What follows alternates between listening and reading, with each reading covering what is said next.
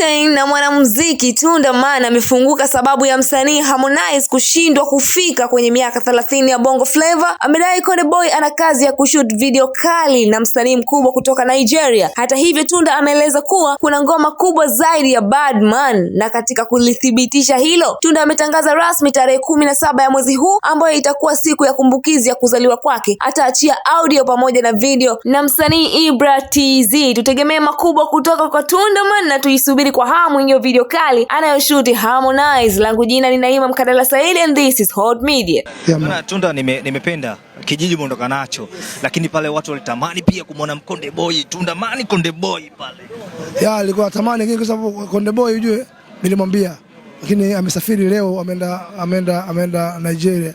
Ana collab na mtu mkubwa na siku ya leo ndio siku ya video. Na leo ndio tiketi yake kuondoka leo. Kwa hiyo ndio maana kuna showcase. Kwa sababu ziko nyingi hizi nitampata tu. Tunabidi tupate zaidi ya Badman.